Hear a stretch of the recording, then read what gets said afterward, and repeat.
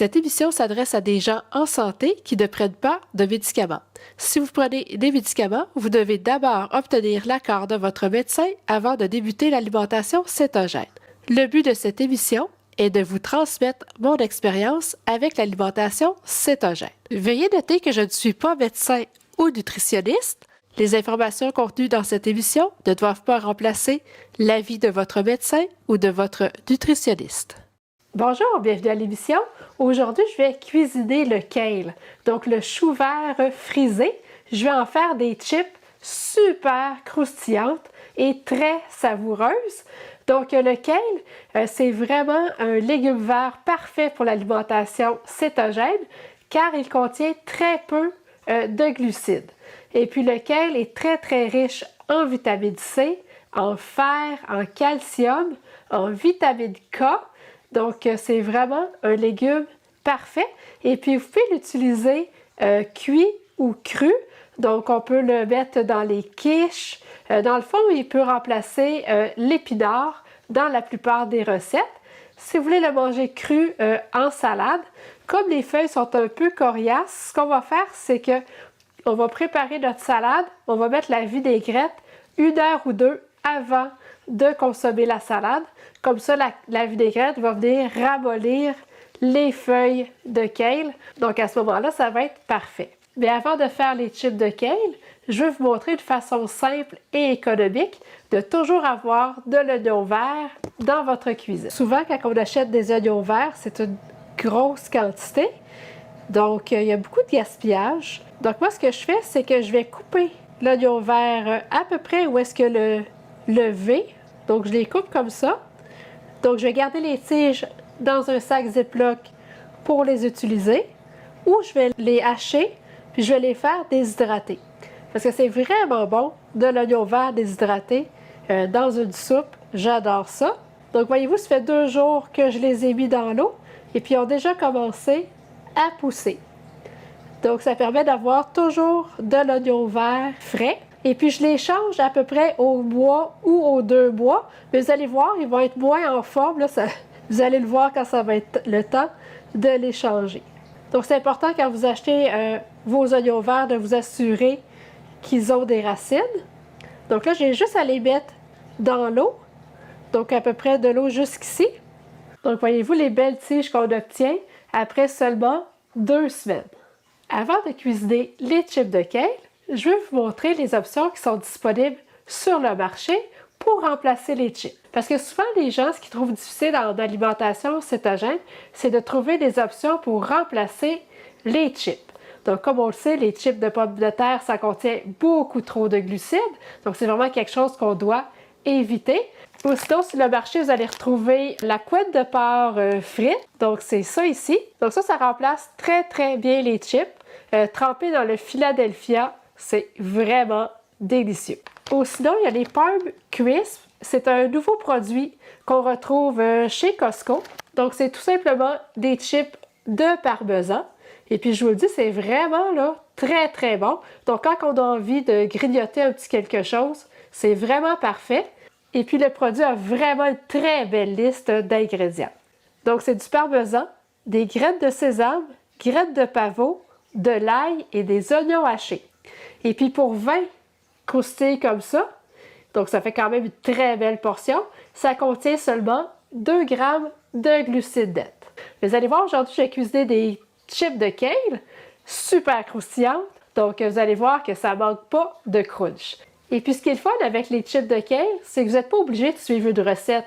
Donc, aujourd'hui, je vais vous donner une idée de la façon de faire, mais vous pouvez vraiment l'adapter à votre goût. Vous pouvez utiliser les épices qui vous tentent. Donc, d'une fois à l'autre, vous pouvez varier les saveurs. Donc, je vais commencer par préchauffer mon four à 275 degrés Fahrenheit si vous avez le mode convection. Si vous n'avez pas le mode convection, vous allez préchauffer le four à 300 degrés Fahrenheit. Moi, normalement, j'utilise toujours mon déshydrateur, mais aujourd'hui, je vais vous montrer que c'est très bien possible de le faire au four. Donc là, j'ai lavé mon kale, et ça va être important de l'éponger pour enlever le maximum d'eau. parce qu'on veut que l'huile qu'on va utiliser, donc on va se faire une petite vinaigrette avec de l'huile, on veut que l'huile colle bien aux feuilles de kale. Donc là, ce qu'on veut, c'est prendre juste les feuilles. On ne veut pas la tige parce que la tige est trop rigide. Et puis, on va faire des morceaux à peu près comme ça. Allez-y comme vous voulez, c'est pas important. On veut vraiment enlever la tige.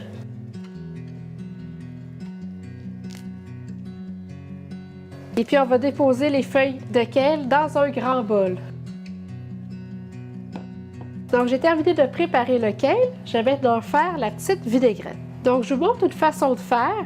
Bien, moi, normalement, je ne suis pas de recette. J'y vais selon mon imagination, selon le goût du moment. Donc, vous pouvez vraiment vous amuser à faire ce qui vous tente. Ce qui est bon aussi, c'est juste de l'huile d'olive avec un peu de sauce soya ou de sauce tamari. Ça fait très bien l'affaire. Pas vraiment de règles à suivre. Ce qui est important, c'est d'avoir suffisamment d'huile pour bien recouvrir toutes les feuilles. Donc, je vais mettre 2 cuillères à soupe d'huile d'avocat. Bien, vous pouvez très bien utiliser l'huile d'olive. Mais moi, j'aime bien le goût neutre de l'huile d'avocat.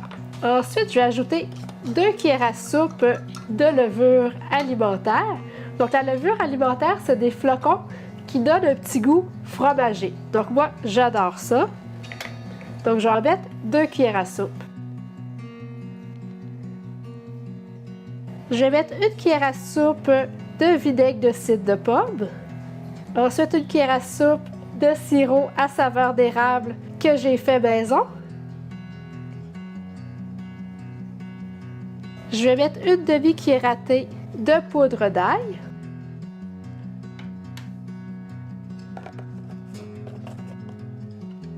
Un quart de cuillère à thé de poudre de chili.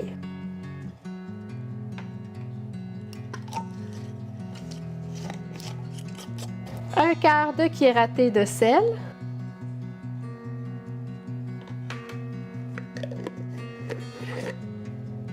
Et puis 1 cuillère à soupe de graines de sésame.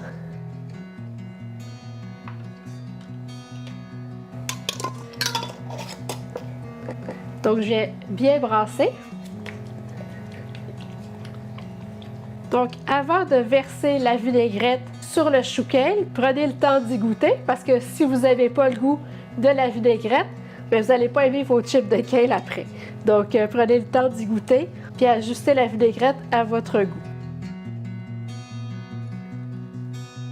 Donc là, il faut bien répartir la vinaigrette sur les feuilles de kale. Il faut que toutes les feuilles de kale soient bien enrobées.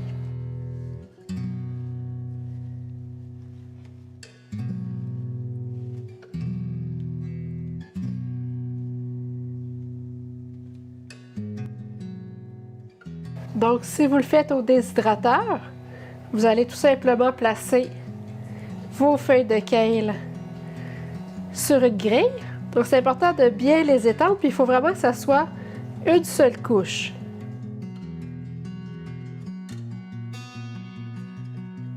Donc, c'est prêt à aller au déshydrateur. Donc, vous allez obtenir plusieurs grilles bien remplies de kale. Vous allez faire déshydrater le tout à 55 degrés Celsius pendant 1 heure et ensuite à 45 degrés Celsius pendant 3 à 4 heures. Bien, c'est important de surveiller. Donc, dès que c'est bien croustillant, on arrête le déshydrateur. Donc, pour la cuisson au four, on va bien étendre nos feuilles de kale sur une plaque de cuisson recouverte d'un papier parchemin. Donc, il faut bien ouvrir les feuilles, puis c'est important que ça soit en une seule couche. Donc, comme ici, là, il manque un peu d'huile, je vais la frotter aux autres feuilles pour aller chercher un petit peu d'huile.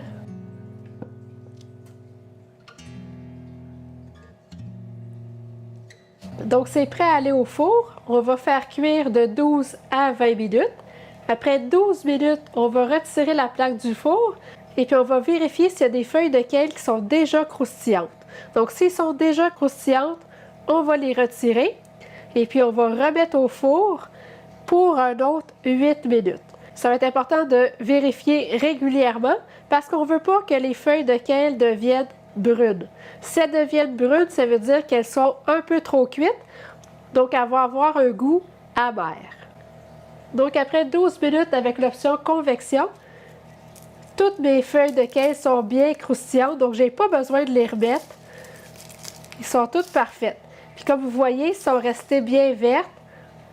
Donc, ils sont pas brunes du tout. Donc, elles vont être délicieuses. Wow, elles sont vraiment bonnes. Puis, ils sont vraiment croustillantes à souhait, donc sont vraiment parfaites. Donc là, on va les conserver dans un plat hermétique. Et puis, elles vont se conserver environ une semaine. Si jamais elles perdent un peu de leur croquant, c'est juste de les remettre un peu au four pour quelques minutes, juste leur redonner un peu de croquant. Vous allez en obtenir beaucoup plus que ça, c'est juste une petite partie. Donc, une semaine dans un contenant hermétique à température pièce, ça va très bien se conserver. C'est tellement bon, mais c'est surtout tellement croustillant. Donc là, vous ne pouvez plus dire que l'alimentation cétogène manque de croustillant. Je vous le dis, avec les chips de kale, c'est vraiment parfait. Donc, si vous n'avez jamais goûté aux chips de kale, prenez le temps d'en faire, ça vaut vraiment la peine. Et puis, je vous le dis, les croustilles de pommes de terre, ça ne vous manquera plus jamais. Donc, les gens vont pouvoir manger des chips à côté de vous et puis ça ne va pas vous déranger du tout. Vous n'allez pas vous sentir privé parce que vous allez être très content de manger vos chips de kale, surtout si vous les adaptez à votre goût. Donc, si vous faites un mélange d'épices qui vous plaît. Je vais maintenant cuisiner des noix épicées. Donc, c'est une autre belle option pour grignoter. Parce que les noix, ça apporte beaucoup de lipides, donc ça va rapidement couper l'appétit. Et puis, on peut se servir des noix comme collation ou pour compléter un repas qui n'aurait pas été assez gras. Parce que les noix, ça contient beaucoup de lipides et ça contient très peu de glucides. Comme par exemple 20 noisettes, ça va contenir 2 g de glucides nets et puis ça va apporter 18 g de lipides. Donc la plupart des noix vont contenir très peu de glucides et puis ils vont quand même apporter beaucoup de lipides. Par contre, il faut faire attention aux cachous et aux pistaches. Comme par exemple pour 20 cachous, ça va fournir 8 g de glucides nets et 13 g de lipides. Donc, ça monte très, très vite les cachous. On peut en manger, mais en très petite quantité. Donc, les bons choix au niveau des noix, ça va être les noisettes, les pecans, les noix de Grenoble, les noix du Brésil et les amandes. Donc, aujourd'hui, pour faire les noix épicées, je vais utiliser un mélange d'amandes et de pecans. Donc, c'est une autre recette que vous pouvez adapter à votre goût. Donc, dans un bol, je vais mettre un blanc d'œuf. Je vais mettre 2 cuillères à thé de sauce Worcestershire.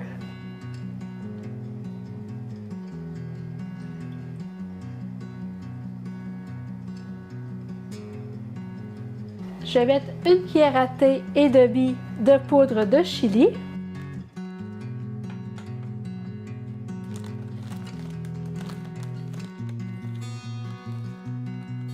Une demi-cuillère à thé de cumin.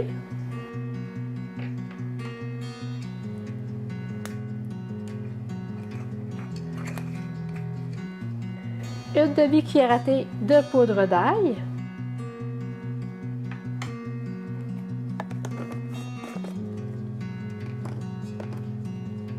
Un quart de cuillère à thé de poudre d'oignon.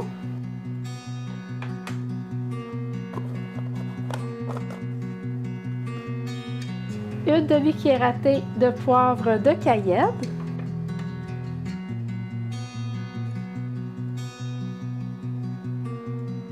Une demi-cuillère à thé de paprika fumé.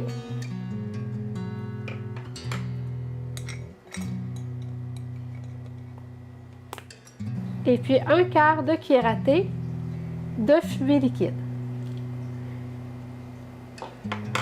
Mais c'est optionnel, si vous ne l'avez pas, c'est pas grave.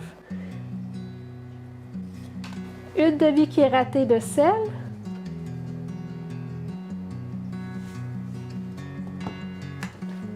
Et puis une cuillère à thé de swerve cassonade.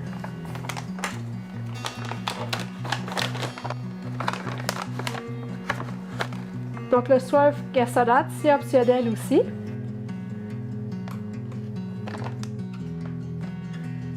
Donc, je vais préchauffer le four à 350 degrés Fahrenheit. Je vais brasser.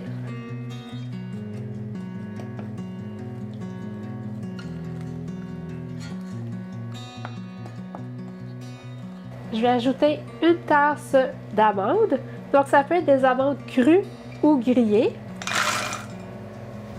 Et puis, une tasse et quart de pacane. Et puis, je vais bien brasser pour bien enrober les doigts du mélange d'épices.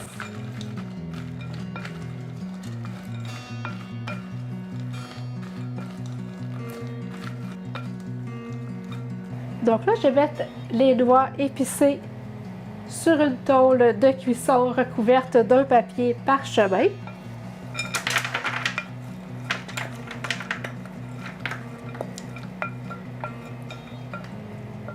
Et puis, je vais bien les répartir. Ensuite, je vais les mettre au four de 15 à 20 minutes.